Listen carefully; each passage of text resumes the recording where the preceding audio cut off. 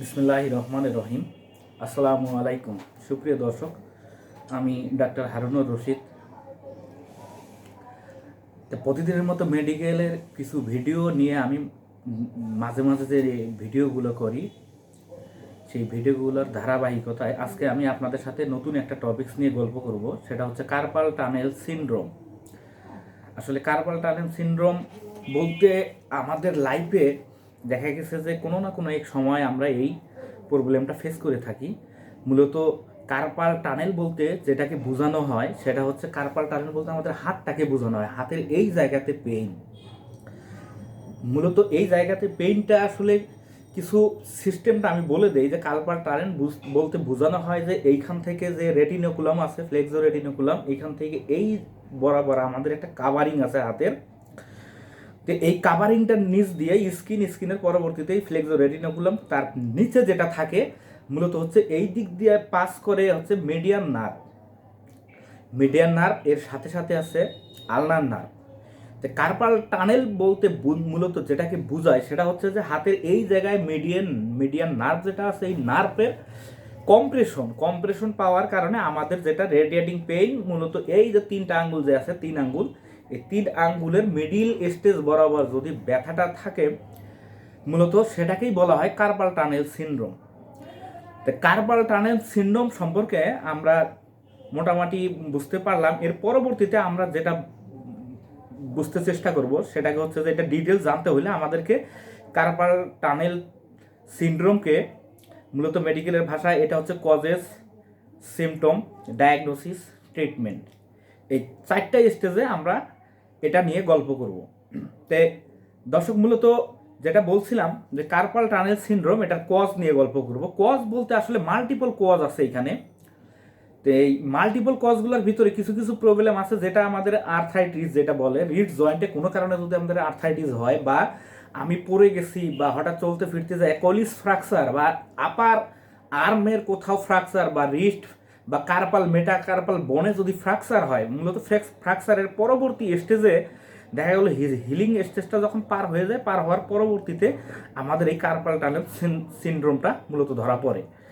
এর পরবর্তীতে আর্থ্রাইটিসের কথা যেটা বলবো, অস্টিও আর্থ্রাইটিস হতে পারে, রিউমাটয়েড আর্থ্রাইটিস হতে পারে, বা মাল্টিপল জয়েন্ট পেইন হতে পারে। মাল্টিপল জয়েন্ট পেইনের কারণেও আমাদের এই কার্পাল টানেল সিমটমটা আমাদের হতে পারে। কিছু কিছু কনজেনিটাল প্রবলেম থাকে, যেটা হচ্ছে যে কনজেনিটাল প্রবলেমগুলোর কথা যদি আমরা বলি, সেটা সবার আগে বলতে হবে যে আমাদের জন্মগত কিছু প্রবলেম যদি আমাদের স্পাইনাল বা ব্রেইন বা স্পাইনাল কর্ড বা স্পাইনাল মাসেল অথবা স্পাইনাল যে নার্ভ আছে বা সার্ভাইকাল নার্ভগুলো যে আছে, এই সার্ভাইকাল নার্ভ রুটে বা সার্ভাইকাল ফ্ল্যাক্সাস কোনো কারণে যদি ফ্লেক্সাস ইনজুরি হয়, ইনজুরি পরবর্তীতেও কিন্তু আমাদের মেডিয়ান নার্ভ কোনো কারণে যদি ইনজুর্ড হয়েই থাকে, তাহলে আমাদের এই কার্পাল টানেল সিমটমটা হতে পারে। এর পরবর্তীতে আরও যেটাকে আমরা বলবো দর্শক, মূলত হচ্ছে আলনার নিউরোপ্যাথি যেটা আছে বা মেডিয়ান নার্ভ নিউরোপ্যাথির কারণেও আমাদের এই কার্পাল টানেল সিনড্রোমটা হতে পারে। ভাইব্রেশন উইথ ফিঙ্গার আছে, ফিঙ্গারের মানে প্রবলেমের কারণেও আমাদের এই কার্পাল টানেল সিনড্রোম হতে পারে। বা সার্ভাইকাল রিজনে যেটা বললাম যে মেডিয়ান নার্ভ যেটা আছে, এই নার্ভ রুট যেটা, এখানে কোনো কারণে যদি দেখা গেলো সার্ভাইকাল স্পাইনের ডিজেনারেশনের কারণেও এটা হতে পারে, অথবা দেখা গেলো যে সার্ভাইকাল মানে নার্ভ রুট কম্প্রেশনের কারণে, মেডিয়ান নার্ভ রুটে যদি কম্প্রেশন হয়, এর কারণেও কিন্তু আমাদের এই মানে কার্পাল টানেল সিনড্রোমটা হতে পারে। তো মূলত এর সাথে সাথে টেন্ডিনাইটিস আছে, কিছু ইনফ্লামেটরি কন্ডিশন জড়িত আছে, কিছু এরপরে মোটর নিউরন ডিজিজ যেটাকে বলা হয়, মোটর নিউরন ডিজিজের কারণেও এটা হতে পারে। শৃঙ্গোমেগালি নামে যে ডিজিজগুলো আছে এটার কারণেও আসলে হতে পারে। এরপর মাল্টিপল স্ক্লেরোসিস যেটা বলা হয়, এটার কারণে হতে পারে। মাল্টিপল স্ক্লেরোসিস বলতে যেটাকে বোঝানো হয় আসলে মেরুদণ্ডের কার্ভেচার বা বাঁকা হয়ে যাওয়া যেটা মেরুদণ্ড, এটা থাকলেও কিন্তু দর্শক মোটামুটি আমাদের কার্পাল টানেল সিনড্রোমটা হতে পারে। এখন পেরিফেরাল পলিনিউরোপ্যাথি নামে যেটা রোগ আছে, এর কারণেও আমাদের কার্পাল টানেল সিনড্রোমটা হতে পারে। হাই মিডিয়ান নার্ভ মনোনিউরোপ্যাথির কারণেও কিন্তু আমাদের এই প্রবলেমটা হতে পারে। এরপরে বলা হয় যে সার্ভাইকাল মায়োলোপ্যাথি বা নেক পেইন, বা আমাদের শুয়ে থাকার কম বেশির কারণে রাতে আমরা শুয়ে পড়ছি, হয়তো দেখা গেছে ঘুমের মাঝে বালিশটা একটু কোনো কারণে কম বেশি হয়ে গেছে, হয়তো একটু উঁচু হয়ে গেছে, না হলে নিচু হয়ে গেছে, বা আমাদের শুয়ে থাকার মানে পোস্টার বা পজিশনটা যদি ঠিক না থাকে, আমাদের যে ম্যাটস আছে আমরা যেটা বা জাজিম যেটাকে বলি, এরকম যদি নরম বিছানায় আমাদের শুয়ে অভ্যস্ত থাকি, তাইলে কিন্তু আমাদের এই কার্পাল টানেল সিনড্রোমটা হতে পারে। দর্শক এগুলো আসলে মোটামুটি কার্পাল টানেল সিনড্রোমের কজের ভিতরে বেসিক কজ আসলে যেটাকে বোঝায় সেটা হচ্ছে ইনজুরির কারণে, আর দুইটা হচ্ছে ফ্র্যাকচারের কারণে, আর একটা হচ্ছে মাল্টিপল মানে যদি মানে জয়েন্ট পেইন থাকে তাহলে কিন্তু আমাদের কার্পাল টানেল সিনড্রোমটা মোটামুটি হতে পারে। এর পরবর্তীতে আমরা যেটা বলবো যে কিছু কিছু প্রেগনেন্ট মাদার আছে তাদের ক্ষেত্রে এই প্রবলেমটা হয়ে থাকে, ঠিক আছে, বা পোস্ট অপারেটিভ কিছু কিছু মা মানে কন্ডিশনের কারণেও এই সমস্যাটা হতে পারে, বা পোস্ট অপারেটিভ বা যেটা ডায়াবেটিস যদি থাকে ডায়াবেটিস রোগীদের এটা হাত পায়ের যেমন মনোনিউরোপ্যাথি অথবা হচ্ছে ডায়াবেটিক নিউরোপ্যাথি থাকে, এই ডায়াবেটিক নিউরোপ্যাথির কারণেও কিন্তু দেখা গেছে যে মানুষদের বা ম্যাক্সিমাম পেশেন্টদের এই টাইপের প্রবলেমটা ফেস করে। তো দর্শক মোটামুটি এরপরে আমরা যেটা বলবো সিমটম নিয়ে কথা বলবো। আসলে মূলত অ্যাট ফার্স্ট সিমটম যদি আমরা ধরে নেই যে কার্পাল টানেলের অ্যাট ফার্স্ট সিমটম কোনটা, সেটা ধরতে হবে যে আমার এই 3 আঙ্গুল যেটাকে বলতেছে 3 আঙ্গুলের মেডিয়াল সাইড যেটা, অথবা এই যে 3 আঙ্গুল চলে গেল আমার এই 3টা নগে, যেটা হবে এই 3 আঙ্গুলে আমরা মূলত যেই 3টা আঙ্গুল ব্যবহার করি লেখার কাজে, এই 3টা নখ যেটা আছে 1 2 3, আর এটার হচ্ছে পার্শিয়াল হাব অংশটা এই মেডিয়ান নার্ভ সাপ্লাই দেওয়ার কারণে আপনার এই ভিতরের সাইডটা টোটালটাতে আপনার ঝিনঝি ভারী অবশ বা পিন নিডল সেন্সেশন যেটা বলা হয় সুই দিয়ে খোসানোর মতো আমাদের একটা ব্যথা অনুভব হইতে পারে, এবং এই পেইনটা নর্মাল পেইন থেকে ইন্টেন্স পেইন হতে পারে, যার কারণে আমরা লিখতে যতটা আমরা মানে যতটা স্পিড আমরা লেখি আর কি আমাদের লেখার স্পিডটা কমে যাইতে পারে। এরপর হাত যেটা ঝিনঝি লাগার কারণে আমরা টাকা গুণা যেটা আছে এই প্রবলেমটা আমাদের হতে পারে, বা 1 2 3 4 5 গুনতে গিয়েও কিন্তু আমাদের এই নখগুলা আসলে ব্যবহার করা হয় 3টা আঙ্গুল, এই 3টা আঙ্গুলই মূলত ঝিনঝি বা প্যারেস্থেসিয়া বা ইটসিং বা নার্ভনেস বা পেন, এবং পেইনের সাথে সোয়েলিং থাকতে পারে, ইনফ্লামেশন থাকতে পারে, বা এর সাথে সাথে এই মাসেল উইকনেস থাকতে পারে। আমাদের নখগুলো এরকম বাঁকা কোলো হ্যান্ডের মতো হয়ে যাবে। দেখা গেল যে লং টাইম যদি আমার মেডিয়ান নার্ভটা এখানে কম্প্রেশন হয় বা ইনজুরি হয় তাহলে আমরা অটোমেটিক্যালি কিন্তু ক্লো হ্যান্ড যেটাকে বলা হয় ক্লো হ্যান্ডের প্রবলেমটাও আমাদের হতে পারে। এরপরে আঙ্গুলগুলো বাঁকা হয়ে যাওয়া, বা জোরে আমি ঝাড়ি দিলাম হাতটাকে যদি ঝাঁকি মারি আমি কোনো কিছু দিয়ে বা কাজ করার শেষে দেখবো যে হাতটা আমার ঝিনঝি ভাব হচ্ছে এই মেডিয়ান সাইডটাতে। এর কারণে আমাদের যেটা বললাম যে লিখতে প্রবলেম বা টাকা কাউন্টিংয়ের প্রবলেম, এর সাথে সাথে দেখা গেল যে অ্যাসোসিয়েট কিছু প্রবলেম এগুলো লাগাই থাকে। তো মূলত যেটাকে বলা হয় যে এর সিমটমগুলোর ভিতরে ফার্স্ট হচ্ছে এটাই। এরপরে ড্রাই স্কিনের প্রবলেম থাকতে পারে, এখানে দেখা গেল যে স্কিন সয়েলিং থাকতে পারে, বা এই জায়গাটাতে কন্টিনিউ পেইন থাকতে পারে। পেইনটার কারণে প্রভোকেশন কিছু কিছু সিমটম থাকে, দেখা গেল যে আপনি রাতে ব্যথাটা বাড়তে পারে, বা সকালে ঘুম থেকে উঠলে বা কাজ করার চলাফেরার কম বেশির কারণে ধীরে ধীরে ব্যথাটা কিন্তু কমে আসতে পারে। মূলত দেখা গেল যে এর সাথে ক্লো হ্যান্ডের কথাটাও বললাম, বা 3টা আঙ্গুলে যেই টাইপের প্রবলেম হবে মূলত এই টাইপের সমস্যাগুলাই মানে সিমটমগুলাই আমরা সচরাচর কার্পাল টানেল সিনড্রোমের ক্ষেত্রে দেখতে পারি। এর পরবর্তীতে আমরা যেটা নিয়ে জানবো সেটা হচ্ছে যে আপনার এটা ডায়াগনোসিস।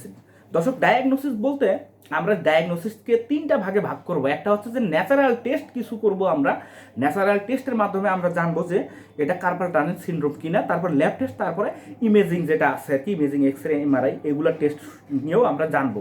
তো অ্যাট ফার্স্ট ন্যাচারাল টেস্ট করতে হলে আমাকে আগে দেখতে হবে যে এজ এ ডক্টর হিসাবে বা উনি হেলথ কেয়ার প্রোভাইডার যেই হোক উনি কিন্তু এই জায়গাটাকে সবার আগে দেখবেন যে আসলে এখানে কোনো মাসেল স্কার আছে কিনা, মাসেল স্পাজম আছে কিনা, মাসেল কন্ট্রাকচার আছে কিনা, অথবা এইখানে যে নার্ভটা আছে নার্ভের এইখানে কোনো টাইপের চাপ দিলে মানে পেইন সোয়েলিং টেন্ডারনেস এই টাইপের কোনো প্রবলেম আমাদের রিস্ট জয়েন্টে আছে কিনা এইটা কিন্তু অ্যাট ফার্স্ট আমাদের দেখতে হবে, এবং এর পরবর্তীতে ফিল করতে হবে। তারপরে আমরা ন্যাচারাল মুভমেন্ট করে দেখবো যে আমার নি জয়েন্টটাতে বিভিন্ন টাইপের মুভমেন্ট যেমন ফ্লেকশন এক্সটেনশন যেটা আছে বা সুপাইনেশন প্রোনেশন এই এক্সারসাইজগুলো করে আমরা বুঝতে পারবো যে আসলে এটা কার্পাল টানেল সিনড্রোম অথবা কার্পাল টানেল সিনড্রোম না। তো এগুলা টেস্টের ভিতরে সবার আগে যেটা বলা হয় ফ্লিকার সিগন্যাল যেটাকে বলা হয়, এইটাই একটা টেস্ট আছে। টেস্টিং অফ থাম্ব উইকনেস, থামটা যেটা বললাম আমরা এই হাতের বৃদ্ধ আঙ্গুলকে যেটাই থাম যদি কোনো কারণে ধীরে ধীরে দুর্বল হয়ে যায় সেটাও আমরা দেখে ফেলবো। ভ্যালান্স টেস্ট আছে, যেমন এইভাবে ধরে আমি চাপ দিব আঙ্গুলটাতে এই পজিশনে রেখে আমি রিস্টটাকে যদি বেশি পরিমাণে চাপ দেওয়ার কারণে তখন দেখবো যে আমার এই জায়গাতে পেইন হচ্ছে কিনা, এটা থেকেও কিন্তু আমরা কার্পাল টানেল সিনড্রোমটা আমরা বুঝে যাব। এটাকে মূলত ফ্ল্যান্স টেস্ট বলা হয়। এরপর আছে টিনেল সাইন যেটা আছে, টিনেল সাইন মাধ্যমেও আমরা ন্যাচারালি এটা কিন্তু জানতে পারবো যে আসলে কোন টাইপের প্রবলেম। এবারে টর্নিকুইস্ট টেস্ট আছে যেটা এটা প্রেশার প্রভোকেশন টেস্ট আছে, অথবা আমরা এই মোনাজাত করার যে সিস্টেম আছে এই সিস্টেমেও কিন্তু আমরা চাপ দিলে আমরা বুঝতে পারবো, বা এটারে বলা হয় রিভার্স ভ্যালান্স টেস্ট। এই টেস্টের মাধ্যমেও কিন্তু আমরা এটা বুঝতে পারবো। হ্যান্ড ইলিভেশন টেস্ট আছে, যেটা হ্যান্ড ইলিভেশন টেস্টের মাধ্যমেও আমরা এগুলো ম্যানুয়াল টেস্ট, এই টেস্টগুলো করেও আমরা বুঝতে পারি যে কার্পাল টানেল সিনড্রোম অথবা কার্পাল টানেল সিনড্রোম না। তার পরবর্তীতে রিভার্স প্রেয়ার টেস্ট যেটা আছে, প্রেয়ার মূলত এই অবস্থায় তার উল্টা পাশটা করলে যেটা দেখাই দিলাম আমি, এই টাইপের টেস্ট করেও কিন্তু আমরা বুঝতে পারি যে এটা আসলে স্কোয়ার সাইন টেস্ট যেটা আছে, এই টেস্ট করেও কিন্তু আমরা বুঝতে পারবো যে মূলত এটা কার্পাল টানেল সিনড্রোম অথবা কার্পাল টানেল সিনড্রোম নয়। তো মূলত এইগুলাই ন্যাচারাল টেস্ট বা ম্যানুয়াল টেস্ট করা হয়। এর পরবর্তীতে আমরা ল্যাব টেস্টে আসবো। ল্যাব টেস্টে আসলে অ্যাট ফার্স্ট আমাদেরকে যেটা করতে হবে, বা যেই সচরাচর টেস্টগুলো আমরা ল্যাবে করি, এটা সিবিসি এসআর হিমোগ্লোবিনের টেস্টটা করতে হবে। মানে টোটাল কাউন্ট অফ ব্লাডটা আমাদের দেখতে হবে, হিমোগ্লোবিনের পরিমাণটা দেখতে হবে, ইএসআরটা হাই হয়েছে কিনা সেটা আমাদেরকে দেখতে হবে। এর পরবর্তীতে আমরা ইউরিন এক্সামিনেশন যেটা আছে এটা আমরা করে ফেলবো। যদি ডায়াবেটিসের পেশেন্ট হয়ে থাকে বা বার্ধক্যজনিত কোনো মানে ম্যান বা পেশেন্ট আমরা পেয়ে যাই, তাদের ক্ষেত্রে আমাদের ডায়াবেটিসের টেস্টটা অবশ্যই আমাদের করতে হবে। ইউরিন টেস্টের সাথে স্টুল টেস্টটাও আমরা এর পাশাপাশি করে নিতে পারি। এর পরবর্তীতে আমরা আল্ট্রাসাউন্ড করতে পারি। আল্ট্রাসাউন্ড টেস্ট এখানে আমরা যেটা আছে এই আল্ট্রাসাউন্ডের টেস্টটা করতে পারি, বা মাস্কুলো স্কেলিটাল আল্ট্রাসাউন্ডের টেস্টটাও আমরা করতে পারি। এই টেস্ট করার মাধ্যমে কিন্তু আমাদের এইখানে কোনো প্রবলেম আছে কি না, অথবা কার্পাল টানেল সিনড্রোম সত্যি না কার্পাল টানেল সিনড্রোম না, সেটা আমরা কিন্তু বুঝতে পারি। এর পরবর্তীতে ইমেজিং টেস্টের ক্ষেত্রে যদি আসি, অ্যাট ফার্স্ট আমাদের বলতে হবে যে উপরের টেস্টগুলো অবজার্ভ করার পরবর্তীতেও যদি কোনো সন্দেহ থেকে যায়, তার পরবর্তীতে আমরা যেটা করতে পারি, এখানে রিস্টের একটা এক্স রে করতে পারি। যদি প্রিভিয়াস কোনো ফ্র্যাকচার বা নার্ভ কন্ট্রাকচার বা নার্ভের কোনো প্রবলেম বা মাসেলের কোনো প্রবলেম যদি থাকে, এই টাইপের প্রবলেমগুলোর জন্য বা মূলত ফ্র্যাকচার আছে কিনা সেটা জানার জন্য আমরা মূলত যেটা করি সেটা হচ্ছে এক্স রে করা হয়। তবে এক্স রেটা কনফার্মেশন টেস্ট না, যেহেতু এটা নার্ভ রিলেটেড মানে পেইন, সেহেতু আমাদের এটা যেটা করতে হবে, এখানে সিটি স্ক্যান আমরা করতে পারি। সিটি স্ক্যান করার কারণে আমরা দেখা যায় রিড জয়েন্টের টেন্ডন, নার্ভ, লিগামেন্ট, মাসেলের ফাইবার, ফাসা, বা যেটা হচ্ছে মানে কার্টিলেজগুলো, আমরা এগুলো আসলে কোনো কার্টিলেজের প্রবলেম আছে কিনা এটা কিন্তু আমরা সিটি স্ক্যান এবং এমআরআই করে আমরা বুঝতে পারি। এর পরবর্তীতে মূলত দর্শক যেটা করতে হবে, এটা এরপরে যেটা টেস্টটা আসলে সচরাচর যেটা করা হয় সেটা হচ্ছে নার্ভ কন্ডাকশন ভেলোসিটি টেস্ট বা নার্ভ কন্ডাকশন স্টাডি টেস্ট। এই টেস্ট করার মাধ্যমে কিন্তু আমরা টোটাল মানে দেখতে পারবো যে আসলে আমরা কোথাও নার্ভ সচরাচর মোটর ফাংশন বা সেন্সরি ফাংশনটা আমাদের ঠিক আছে অথবা ঠিক নেই, সেটা কিন্তু আমরা এই টেস্টের মাধ্যমে জানতে পারবো। যদি নার্ভে যদি দেখা গেলো যে সার্ভাইকাল রিজনে কোনো নার্ভ রুট কম্প্রেশনের কারণেও যদি আমাদের এই রেডিয়েটিং পেইন বা হাতের এক দিক দিয়ে যদি পেইনটা হয়ে থাকে, তাহলেও কিন্তু আমরা বুঝতে পারবো এই নার্ভ কন্ডাকশন ভেলোসিটি টেস্টের মাধ্যমে। এর পরবর্তীতে দর্শক আমরা আসবো ট্রিটমেন্টে। ট্রিটমেন্ট বলতে এটাকেও আমরা 3 ভাগে ভাগ করবো। এটা হচ্ছে নন ফার্মাকোলজিক্যাল একটা ট্রিটমেন্ট, এরপরে হচ্ছে মেডিসিনের পরবর্তীতে আমরা যেটা জানবো এটা হচ্ছে এক্স রে বা মেডিসিনের পরবর্তী আমরা যেটা জানবো এটা সার্জারি জানবো। সার্জারির পরবর্তীতে আমরা এই হাতের কিছু এক্সারসাইজ আছে, সেই এক্সারসাইজগুলো আমরা শিখে নেব। তো প্রথমে যেটা বলতে হবে যে অ্যাকিউট পেইন বা হঠাৎ যদি কোনো টাইপের পেইন হয়, দর্শক বলছিলাম যে কবজিতে যদি মানে পেইন হয়, প্রচুর পেইন, সেটার ক্ষেত্রে বা হঠাৎ আমি ইনজুরি বা আঘাত পাওয়ার কারণে বা হঠাৎ আমি এক রোড অ্যাক্সিডেন্ট অথবা অন্য কোনো কারণে বা লিখতে যায় বা ওভার স্ট্রেস হাত পুড়ে যাওয়ার কারণে যদি আমার এই জায়গাতে পেইন হয়, সেটার জন্য আমাদের অ্যাট ফার্স্ট যেটা করতে হবে, ইমিডিয়েটলি সেখানে বরফের সেক দিতে হবে। সেটা আপনি পানির বোতল মানে ফ্রিজে রেখে, সেটা এই সিস্টেমে বা বরফ আপনি বাজার থেকে কিনে অথবা পানির বোতল ফ্রিজে রেখে ইমিডিয়েটলি কোনো সয়েলিং হলো, সয়েলিংকে রিমুভ করার জন্য বা নার্ভের সব মানে ফাংশনকে ঠিক রাখার জন্য, এর পাশাপাশি হচ্ছে যে টেন্ডন, কার্টিলেজ, লিগামেন্ট ইনজুরিটা রিমুভ করার জন্য এবং ফার্দার সয়েলিংকে প্রিভেন্ট করার জন্য আমাদের এখানে আইজের অ্যাপ্লিকেশন বা আইজ আমরা অ্যাপ্লাই করতে পারি, বা আইস স্যাক যেটাকে বলা হয়, আইস দিয়ে সেটা আমরা দিতে পারি। এর পরবর্তীতে লিমিটেড মুভমেন্ট যেটা আছে, আমরা কবজি জয়েন্টটাকে বিভিন্ন স্ট্রেন্থে ঘুরাবো, বা এই সাইড ওই সাইড, উপরে নিচে, ডানে বায়ে, বা এই সুপারনেশন প্রোনেশনের রিস্ট এক্সারসাইজ বা এই এক্সারসাইজগুলো করবো, বা মুভমেন্টগুলো যেটা আছে মুভমেন্টগুলো সঠিক আছে কিনা, বা হাতের এই যে মুঠি পাকানো খোলা, এই এক্সারসাইজগুলো আমরা রেগুলার করব 2 থেকে 3 সপ্তাহ। যদি সেটা ক্রনিক কন্ডিশনে পেইন হয়, দেখা গেল যে আমার 3-4 মাস থেকে এরকম ঝিনঝি মনে হচ্ছে, তাইলে আমরা রিস্টের যে মুভমেন্টগুলো আছে সেই মুভমেন্টগুলো আমরা করে ফেলবো। এর পরবর্তীতে আমরা যেটা আসবো ফিজিওথেরাপি ট্রিটমেন্টের ক্ষেত্রে আসবো। ফিজিওথেরাপি ট্রিটমেন্ট বলতে বোঝায় একটা ভ্যারাইটিস অফ ইলেকট্রিক্যাল মডালিটিস এবং কিছু ম্যানুয়াল টেস্টিং আছে, কিছু এক্সারসাইজ আছে, এটা করার মাধ্যমে মূলত এই কার্পাল টানেল সিন্ড্রোমটাকে রিলিজ করা হয়। এই রিলিজের মাধ্যমে আমরা যে ফিজিওথেরাপি চিকিৎসা, এর ভিতরে মূলত যেটা আছে short wave diathermy, microwave diathermy, তারপরে হচ্ছে যে আমাদের ওয়াক্স থেরাপি থাকে। ওয়াক্সের পাশাপাশি বললাম আমি যে আইসের থেরাপি যেটা আছে। এরপরে হচ্ছে যে টেন্স যেটা বলা হয় কিউটেনিয়াস ইলেকট্রিক্যাল নার্ভ স্টিমুলেশন, এই টেস্টটাও আমরা এই এই এই ডিভাইসটাও আমরা অ্যাপ্লাই করব। অ্যাপ্লাই করার মাধ্যমে আমরা ফিজিওথেরাপির মানে যে আউটপুটগুলো আছে বা লেজার থেরাপি যেটা আছে, লেজার থেরাপি বা ইলেকট্রিক্যাল যেটা কারেন্ট থেরাপি আছে, কারেন্ট থেরাপির মাধ্যমে এই টেস্টগুলো আমরা ফিজিওথেরাপি চেম্বারে গিয়ে বা কোনো অভিজ্ঞ কোনো ফিজিওথেরাপি ডক্টরের কাছে গিয়েও আপনি এই টাইপের মানে চিকিৎসাটা আপনি নিতে পারবেন। অথবা আরেকটা যেটা করতে পারেন, এটা ডিপ ট্রান্সভার্স ফিকশন মেসেজ আছে একটা, এই মেসেজটাও কার্পাল টানেল সিন্ড্রোমটাকে রিলিজ করার জন্য অত্যন্ত কার্যকরী একটা ট্রিটমেন্ট প্রসিডিউর। এই ট্রিটমেন্টটাও আমরা নিতে পারি। এর পরবর্তীতে আসছে এক্সট্রা কর্পোরাল শক থেরাপি যেটা আছে, এই শক থেরাপিটাও আমরা ইউজ করতে পারি। আমাদের নখ যদি বাঁকা হয়ে যায় বা দেখা গেল যে গ্রাজুয়ালি ডে বাই ডে আমাদের নখটা কোকড়া হয়ে আসতেছে, যেটাকে বলা হয় যে ক্লো হ্যান্ডের মতো হয়ে আসতেছে, আমাদের এই জায়গায় মাসেল স্পাজম যদি হওয়া থাকে বা স্কার টিস্যু যদি ফর্ম হয়ে থাকে, সেটাকে প্রিভেন্ট করার জন্য আমরা extra corporal short wave therapy আমরা ব্যবহার করব। এর পাশাপাশি আমাদের রিস্টের স্প্লিন্ট ব্যবহার করব। দেখা গেল সারা রাত আমরা শুয়ে আছি, নখটা আমাদের বাঁকা হয়ে গেছে, হাত মনের অজান্তেই আমরা মুঠিটা পাকায় সারা রাত ঘুমাইছি, সকাল উঠে আমরা হয়তো হ্যান্ডটাকে আমরা এক্সটেন্ড করতে আমাদের প্রবলেম হবে, তার জন্য আমরা রিস্ট স্প্লিন্ট এটা ব্যবহার করতে পারবো। এই রিস্ট স্প্লিন্টটা কোন টাইপের স্প্লিন্ট হবে সেটা আপনারা দেশে যারা আছেন অথবা বাইরের দেশে যারা আছেন, রিস্ট স্প্লিন লিখে আপনারা যদি আমাজনে সার্চ দেন, তো এইখান থেকে অনেক সুন্দর আপনারা স্প্লিনগুলো পাবেন। মূলত যেই স্প্লিনগুলো ব্যবহার করা হয় এই কার্পাল টানেল সিন্ড্রোমটাকে রিমুভ করার জন্য। এরপরে আল্ট্রাসাউন্ড একটা থেরাপি আছে, এই আল্ট্রাসাউন্ড থেরাপিটা আমরা ব্যবহার করতে পারি। এর এক্সটেন্ড স্টেজে বা এর পরবর্তী স্টেজে ইয়োগা আছে, ইয়োগার কিছু এক্সারসাইজ আছে বা আইসোমেট্রিক এক্সারসাইজ আছে, এই এক্সারসাইজগুলো আমরা করতে পারি। বা মানে রিস্ট স্ট্রেনথেনিং এক্সারসাইজ আছে, বা দেখা গেলো যে অ্যাক্টিভ অ্যাসিস্টেড এক্সারসাইজ বা অ্যাক্টিভ রেজিস্টেড এক্সারসাইজ আমরা এভাবে দিয়ে আমরা নিজেও করতে পারি, অথবা কারো হেল্প নিয়ে অথবা ফিজিওথেরাপি ডক্টরের পরামর্শ নিয়ে আমরা এই টাইপের এক্সারসাইজগুলো আমরা করে ফেলবো। এরপরে বললাম যেটা আকুপাঞ্চার, এটাও অত্যন্ত কার্যকারী এবং চিরোপ্র্যাকটিক যেটাকে বলা হয়, সারা পৃথিবীতে ব্যাপক আকারে এই চিকিৎসাটার পপুলারিটি দিন দিন বাড়তেছে। এই টাইপের ট্রিটমেন্টগুলো মূলত মেডিসিন ছাড়া যারা ডায়াবেটিসের পেশেন্ট বা বার্ধক্যজনিত প্রবলেম যাদের আছে বা একই সাথে অনেকগুলো প্রবলেম আপনারা মানে রোগের জন্য বা ট্রিটমেন্টের জন্য আপনি অনেক টাইপের ওষুধ খাইতেছেন, সেই স্টেজগুলোর জন্য তাদের জন্য আমি যে ট্রিটমেন্টগুলোর কথা বললাম এগুলো অত্যন্ত কার্যকারী এবং 100% সেফ ট্রিটমেন্ট। এর পরবর্তীতে দর্শক যেটা আসবে, আমরা মেডিসিন কী কী খাবো যদি আমাদের অ্যাকুট পেইন হয় বা হঠাৎ আঘাতের কারণে পেইন হয় বা অন্য কোনো কারণে যদি আমাদের পেইন হয়, তো পেইনটাকে আমাদের যেটা করতে হবে, অ্যাট ফার্স্ট এখানে নর্মাল একটা আমরা ব্যথানাশক ট্যাবলেট খাইতে পারি। সেটা হতে পারে ন্যাপ্রোক্সেন অথবা এসিক্লোরোফেনাক।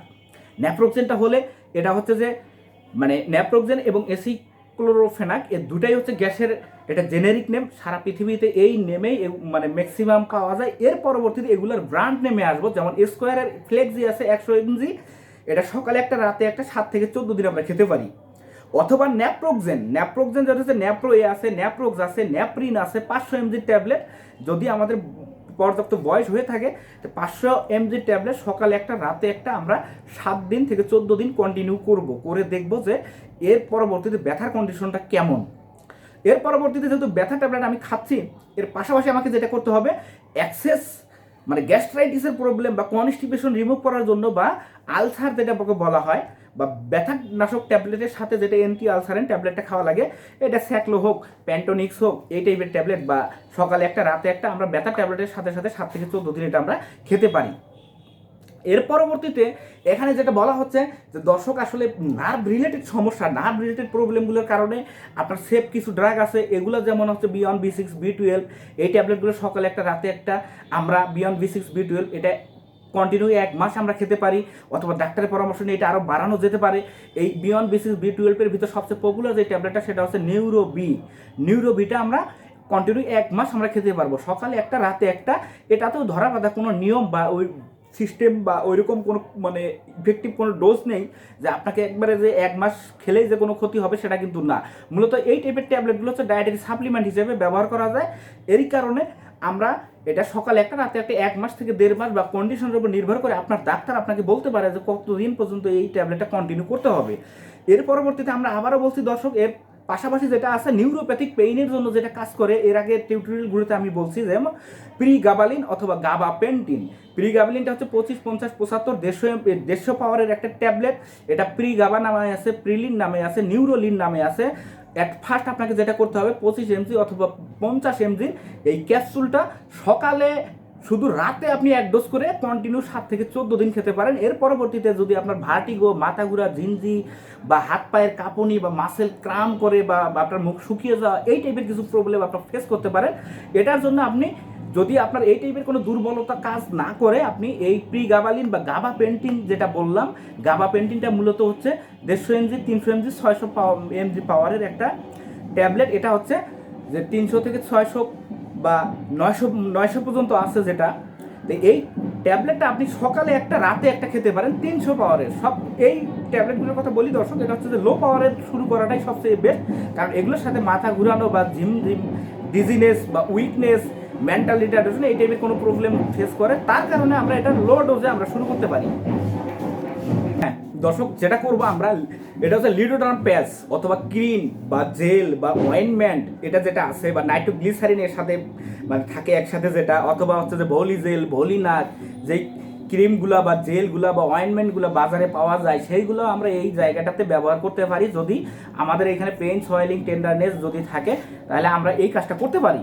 মূলত এই ক্রিম বা প্যাচ বা জেল অয়েনমেন্ট আমরা ব্যবহার করতে পারি। এর পরবর্তীতে আমরা যেটা করব দর্শক, সেটা হচ্ছে যে এর পাশাপাশি আরও একটা ট্যাবলেট হচ্ছে ট্যাবলেট ফর্মের স্টেরয়েড যেটা আছে, মিথাইল প্রেডনিসোলন বা প্রেডনিসোন অথবা প্রেডনিসোলন, যেমন আছে সচরাচর যেটা ব্যবহার করা হয় কোয়ার্টান 10 mg একটা ট্যাবলেট। কোয়ার্টানটা সকালে অথবা রাতে 7 দিন, 7 থেকে 14 দিন পর্যন্ত আমরা এক্সটেন্ড এটা করতে পারি। এর পরবর্তীতে যেটা বলবো যে আমরা এরপরে যেটা আছে আরও কিছু গ্রুপ যেটা আসলে ট্যাবলেট ফর্মের স্টেরয়েড হিসেবে বাজারে পাওয়া যায়, এটা হচ্ছে যে মিথাইল প্রেডনিসোলন লেটেস্ট, এটা অথবা ডিফ্লাজিকট 6 mg একটা ক্যাপসুল। তাই আসলে মিথাইল প্রেডনিসোলন পাওয়ারটা হচ্ছে 2 এবং 4 mg পাওয়ার এবং 8 mg, 16 mg। যেহেতু এটা ট্যাবলেট ফর্মের স্টেরয়েড, সেহেতু আমাদের লো ডোজে বা যত কম আমরা ব্যবহার করতে পারি ততই আমাদের জন্য ভালো। এই জন্য আমরা লো ডোজ থেকে শুরু করব, বা মিথাইল প্রেডনিসোলন আমরা শুরু করলে মানে 2 প্লাস হচ্ছে 2 পাওয়ারে যেটা আছে, এটা সকালে একটা, রাতে একটা আমরা 7 দিন পর্যন্ত কন্টিনিউ করতে পারি। অথবা দেখা গেল যে আসলে কোনো ইমপ্রুভ হচ্ছে না, তার পরবর্তীতে 4 mg সকালে একটা, রাতে একটা, এভাবে আমরা বাড়াতে পারি। আমরা কোয়ার্টানের কথাও যেটা বললাম 10-20 mg যেটা আছে, 10 mg ট্যাবলেট সকালে একটা, রাতে একটা, 7 দিন থেকে সর্বোচ্চ 14 দিন পর্যন্ত এক্সটেন্ড এটা করা যেতে পারে। এর পরবর্তীতে এটা না খাওয়াটাই বেস্ট। এরপর আমরা যেটা করব, কোনো অর্থোপেডিক সার্জন বা অভিজ্ঞ কোনো ফিজিওথেরাপিস্ট বা হেলথ কেয়ার প্রোভাইডার যদি কেউ থাকে, তাদের মাধ্যমে এই জায়গাতে আমরা একটা স্টেরয়েড ইনজেকশনও পুশ করতে পারি। তবে এই ইনজেকশনটা অবশ্যই সাবধানতা অবলম্বন করে আমাদের এই জায়গাতে পুশ করা লাগবে। এই কারণেই যে এটার যতটুকু পজিটিভ দিক, তার চেয়ে নেগেটিভ দিকটা অনেক বেশি। কোনো কারণে দেখা গেল যে আমাদের মেডিয়ান নার্ভের ইনজুরি হয়ে গেল ইনজেকশনের কারণে, তাহলে কিন্তু ভালো হওয়ার চাইতে খারাপ হওয়ার সম্ভাবনাটাই বেশি। এই জন্য অবশ্যই দক্ষ কোনো ফিজিশিয়ানের মাধ্যমে আপনারা এই ইনজেকশনটা এইখানে ব্যবহার করতে পারেন। এর পরবর্তীতে আপনার মেন্টাল উইকনেস বা দুর্বলতা, এই টাইপের কোনো প্রবলেম থাকলে, এর পাশাপাশি আমরা যেমন সচরাচর পেইন বা পেইন রিলেটেড প্রবলেমগুলোর জন্য আমরা ট্যাবলেট খেয়ে থাকি, যেমন ক্যালসিয়াম প্লাস ভিটামিন ডি। ক্যালসিয়ামটা আমাদের ন্যাচারাল উইকনেসের জন্য, ভিটামিন ডি হচ্ছে বডিতে মিনারেল অ্যাবজর্ব করানোর জন্য আমাদের অত্যন্ত কার্যকরী। এই ট্যাবলেটটা যেমন ক্যালবোডি আছে, ক্যালবোরাল ডি আছে, কোরাল ক্যাল ডি আছে, এই ট্যাবলেটগুলো আপনি সকালে একটা, রাতে একটাও খেতে পারেন যদি আপনার অত্যাধিক দুর্বলতা থাকে, অথবা দিনে শুধু সিঙ্গেল ডোজে একটা, দুপুরে আপনি খেতে পারেন। এটাও কন্টিনিউ আপনি 15 দিন অথবা 1 মাস থেকে 1.5 মাস বা তার বেশি সময় করতে পারেন। অবশ্যই ডক্টরের সাহায্য বা ডক্টরের পরামর্শ নিয়ে আপনারা এই ট্যাবলেটগুলো খাবেন। এবং এর সাথে সাথে অন্য কোনো ডিজিজ কন্ডিশন যদি এর সাথে ইনভলভ থাকে, সেটার জন্য অবশ্যই ডাক্তারের সাহায্য নিতে হবে এবং পরামর্শ নিয়ে আমাদের এই চিকিৎসাটা করতে হবে। এর পরবর্তীতে আমরা যেটা বলবো যে সার্জিক্যাল ট্রিটমেন্ট কিছু আছে এই রোগের জন্য, যেটা সার্জিক্যাল ট্রিটমেন্ট। মূলত সার্জিক্যাল ট্রিটমেন্টটা ততটুকু প্রায়োরিটি দেওয়া হয় না, কিন্তু দেখা গেছে যে আপনার উপরে যেই টাইপের ট্রিটমেন্টের কথা আমি বললাম, এগুলোতে কোনো কাজ হচ্ছে না। যদি এই টাইপের প্রবলেম হয়ে থাকে, তাহলে আপনাকে যেটা করতে হবে, এটা সার্জিক্যাল ট্রিটমেন্টের দিকে আপনাকে যেতে হবে। এটা সার্জিক্যাল ট্রিটমেন্টের বিভিন্ন টাইপের ডক্টর বা ফিজিশিয়ান বা সার্জনরা বিভিন্ন টাইপের এগুলো ট্রিটমেন্ট করে থাকেন। তার ভিতরে আমরা যেটা বলবো সচরাচর হচ্ছে অপেন কার্পাল টানেল রিলিজ একটা সার্জিক্যাল প্রসিডিউর আছে। এটা আমরা করে ফেললে এই কার্পাল টানেলটাকে রিমুভ করে দিতে পারলে নার্ভটা আমাদের ফ্রি হয়ে যাবে। ফ্রি হয়ে গেলেও কিন্তু আমাদের এটা অনেক ভালো কাজ করবে। তারপরে ইন্ডোস্কোপিক কার্পাল টানেল ট্রিটমেন্ট যেটা, এটাও আমরা করতে পারি। তো দর্শক মোটামুটি কার্পাল টানেল সিনড্রোমের চিকিৎসা বলতে এগুলোকেই বোঝানো হচ্ছে। এর পরবর্তীতেও যদি আপনাদের কোনো প্রবলেম আপনারা ফেস করে থাকেন, অবশ্যই আপনারা ভিজিট করবেন আমার rx7.com ওয়েবসাইট ভিজিট করে আপনারা যেটা করতে পারেন সেটা হচ্ছে যে আপনারা, হ্যাঁ দর্শক, যেটা করবেন সেটা হচ্ছে যে সরাসরি আমার এই ওয়েবসাইটে আপনারা ভিজিট করতে পারেন।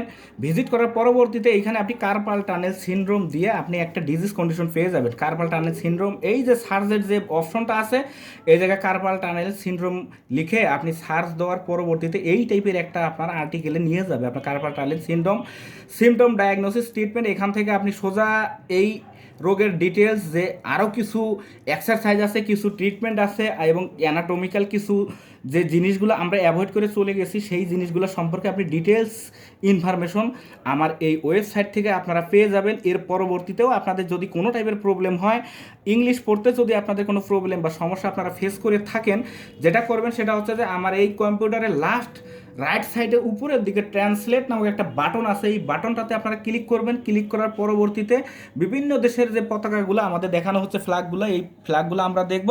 দেখার পরবর্তীতে আমাদের এই জায়গাতে যেটা আছে সেটা হচ্ছে বাংলাদেশের এই পতাকার উপরে আমরা ক্লিক করব। ক্লিক করার পরবর্তীতে ন্যাচারালি আমাদের এই আর্টিকেলটা বাংলায় ট্রান্সলেশন হয়ে যাবে। হয়ে যাওয়ার পরবর্তীতে আপনি বাংলায় সুন্দরভাবে সব কিছু মোটামুটি দেখতে পারবেন আপনি।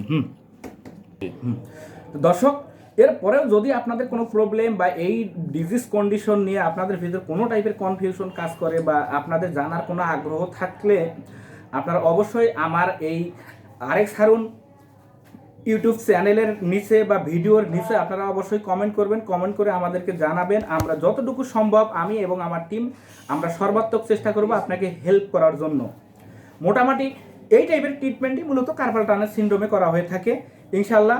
দর্শক, আজকের মতো এই পর্যন্তই। নেক্সট নতুন কোনো ভিডিও নিয়ে আপনাদের সাথে অবশ্যই আমরা কথা বলবো ইনশাআল্লাহ। আল্লাহ হাফেজ। আসসালামু আলাইকুম রহমতুল্লাহি ওয়া বারাকাতুহু।